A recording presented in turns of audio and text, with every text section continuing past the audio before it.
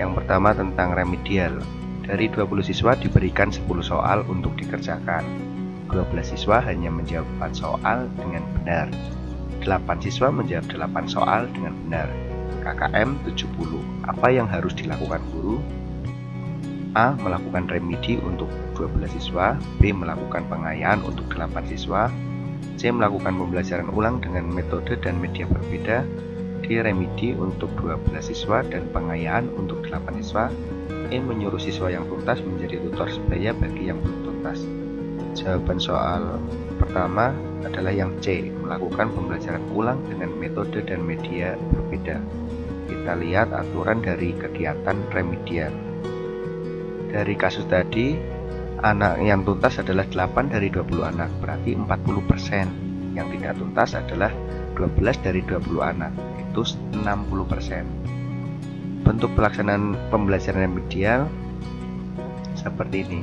Pembelajaran ulang dengan metode dan media yang berbeda jika jumlah peserta lebih dari 50%. Pemberian tugas kelompok jika jumlah peserta lebih dari 20% tetapi kurang dari 50%. Bimbingan secara kelompok diberikan pada anak yang mengalami kesulitan yang sama.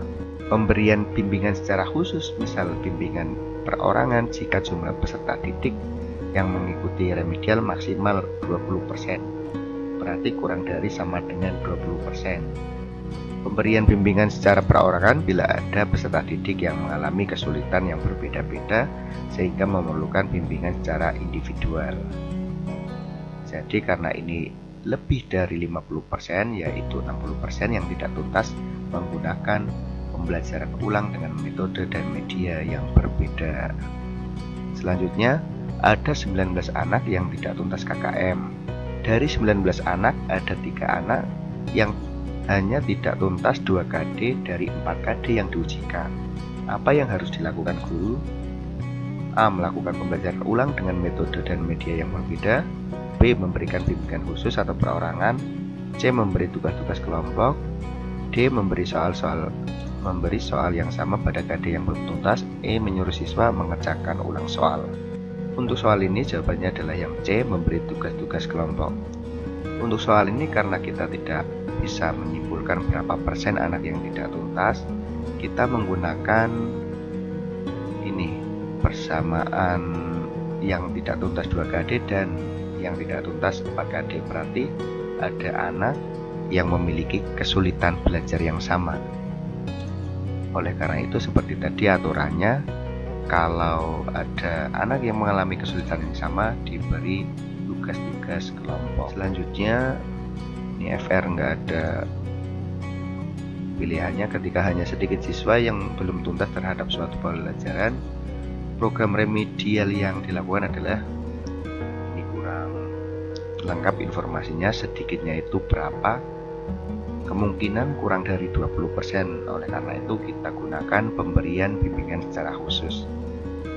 Bawahnya masih tentang remedial. Bimbingan secara khusus dilakukan apabila yang tidak tuntas itu kurang dari atau sama dengan 20%, maksimal ini 20%.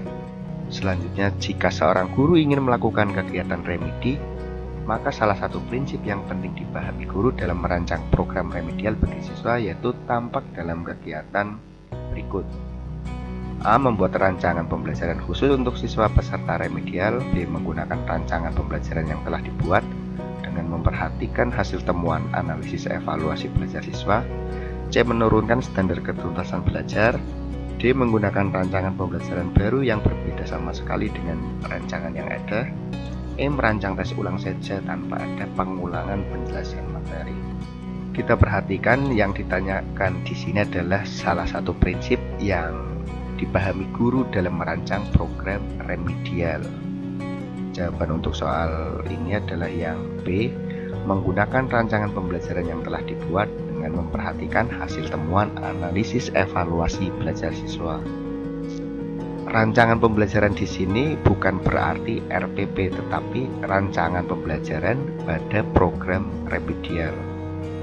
Kan dalam RPP biasanya ada program remedial, program pengayaan itu seperti apa, dan kita harus membuat pembelajaran remedial atau pengayaan itu mau dibuat seperti apa. Kita harus membuat rancangan programnya.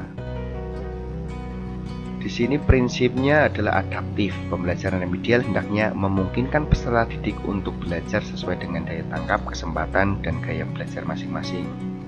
Prinsip ini terdapat pada kalimat yang ini: memperhatikan hasil temuan analisis evaluasi belajar siswa.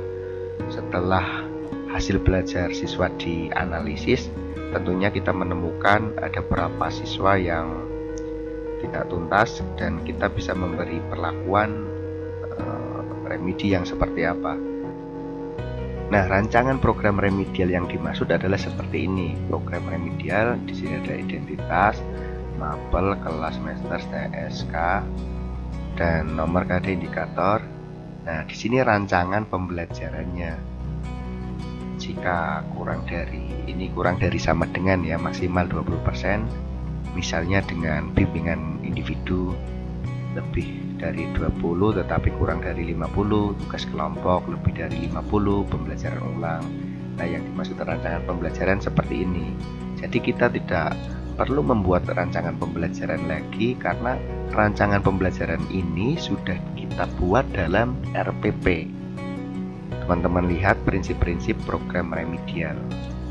Silakan dibaca saja. Rina nilai sikapnya amat baik, terus pernah juara olimpiade biologi tingkat kabupaten. Terus nilai rapotnya 5 mapel tidak sampai KKM. Sebagai wali kelas harus bagaimana? A. Tetap dengan aturan dia tidak naik kelas. B. Menunggu keputusan rapat kenaikan kelas Dewan Pendidik. C. Memanggil orang tua dan menyampaikan bahwa Rina tidak bisa naik kelas. D. Naik kelas sementara mengingat prestasi dan sikapnya. E. Naik kelas percobaan sambil dilihat perkembangan selanjutnya dari Rina. Soal-soal pedagogik ini biasanya sangat menjebak, tapi kita harus bisa cermat membaca soal. Yang diinginkan soal ini apa? Di sini pertanyaan adalah sebagai wali kelas harus bagaimana? Jawaban untuk soal ini adalah yang B, menunggu keputusan rapat kenaikan kelas Dewan Pendidik. Kenapa bukan yang A? Kita lihat dulu. Sesuai Permendikbud nomor 23 tahun 2016 bab 6 mekanisme penilaian pasal 10 ayat 1, mekanisme penilaian hasil belajar oleh satuan pendidikan, huruf E. Kenaikan kelas dan kelulusan peserta didik dari satuan pendidikan ditetapkan melalui rapat Dewan Pendidik. Ketentuan lebih lanjut ini diatur oleh Dirjen terkait berkoordinasi dengan Badan Penelitian dan Pengembangan Kementerian. Kita lihat panduan dari dirjennya ini seperti apa, karena pasal terakhir ini berbunyi seperti ini. Kenaikan kelas peserta didik ditetapkan melalui rapat Dewan Guru dengan mempertimbangkan berbagai aspek yang telah disepakati oleh seluruh warga satuan pendidikan, seperti minimal kehadiran, ketaatan pada tata tertib, dan peraturan lainnya yang berlaku di satuan pendidikan tersebut. Peserta didik dinyatakan tidak naik kelas apabila hasil belajar dari paling sedikit 3 mata pelajaran pada kompetensi pengetahuan keterampilan belum tuntas dan atau sikap belum baik. Kesimpulan aturan pokok tidak naik kelas yang tertera dari Dirjen tadi, hasil belajar paling sedikit 3 mata pelajaran pada kompetensi pengetahuan keterampilan belum tuntas dan atau sikap belum baik.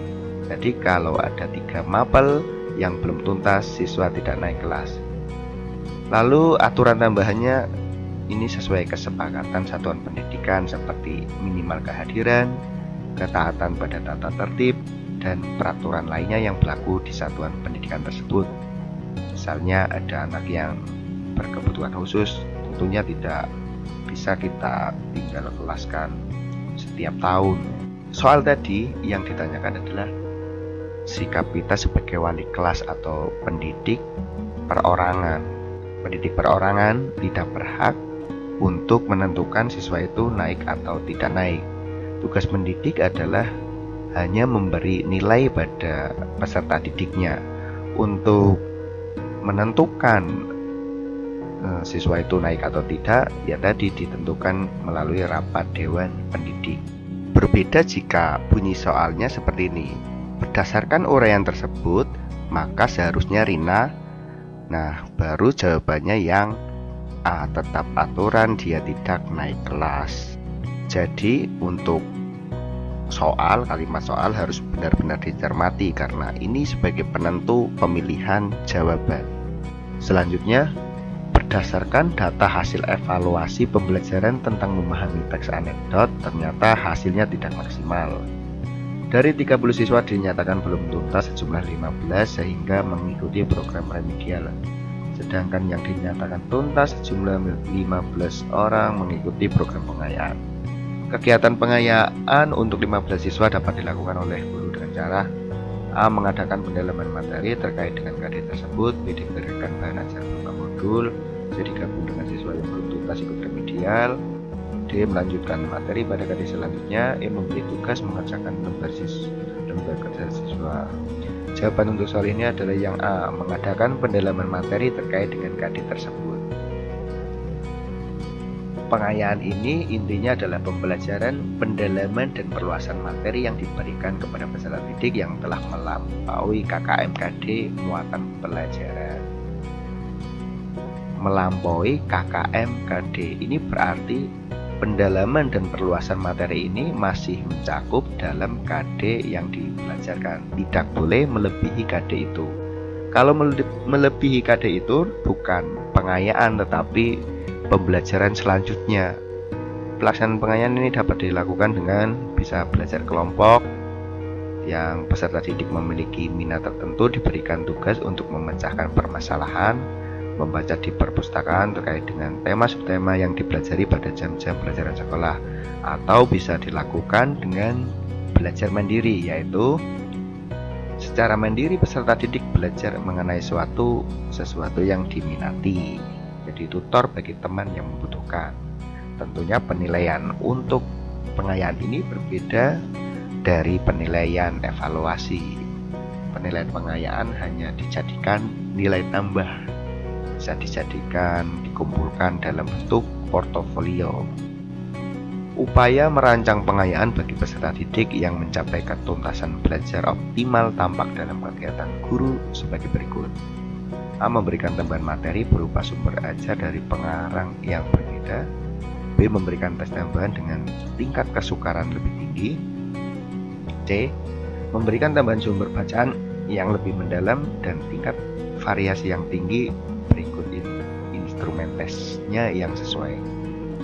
D. Diberi soal serupa untuk memastikan tingkat keberhasilan belajar. E. Diberikan materi bahan ajar yang lebih tinggi tingkatannya dan mengerjakan soal-soal yang memiliki kesulitan tinggi. Jawaban untuk soal ini adalah yang C. Memberikan tambahan sumber bacaan yang lebih mendalam dan tingkat variasi yang tinggi. Berikut instrumen tesnya yang sesuai. Kenapa bukan yang lain? Mungkin ada yang memilih yang mana ini? Yang E. Berikan bahan ajar yang lebih tinggi tingkatannya, kemudian mengerjakan soal-soal yang memiliki kesulitan tinggi. Seperti definisi dari pengayaan tadi adalah kegiatan untuk mendalami atau memperluas materi dalam KD. Kalau yang C ini lebih mendalam, ini masih dalam satu KD. Definisi dari kalimat ini seperti ini. Yang meningkat ini adalah variasi yang tinggi, misalnya cara memberikan teksnya, wujud teksnya itu variasinya lebih tinggi. Berbeda dengan yang E, materi bahan ajar yang lebih tinggi tingkatannya. Berarti materi selanjutnya bisa memuat KD yang lebih tinggi. Tentunya ini bukan merupakan kegiatan pengayaan. Kriteria keberhasilan belajar siswa ditentukan dengan menggunakan kriteria ketulusan minimal atau KKM atau kriteria belajar minimal KPM. KPM adalah rata-rata setiap unsur dari kriteria yang ditentukan. Untuk menentukan KKM diperlukan faktor-faktor A. Kompleksitas indikator daya dukung dan kemampuan guru, B. Kemampuan guru sarana prasarana interaksi siswa, C. Daya dukung tingkat kesulitan dan kemampuan guru, D. Kompleksitas indikator daya dukung dan interaksi siswa, E. Kemampuan guru tingkat kesulitan kompetensi dasar dan interaksi siswa. Kalau soal teori seperti ini dipelajari saja ya teman-teman. Di jawabannya yang D ya. kompleksitas indikator, daya dukung, dan interaksi siswa. Silakan teman-teman baca materinya.